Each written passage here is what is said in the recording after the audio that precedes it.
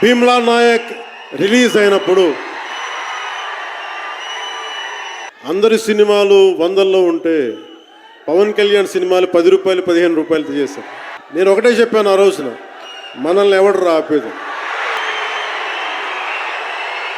This is not about money, this is not about finance, this is not about records, this is about damn guts, this is about damn courage, this is about damn tenacity.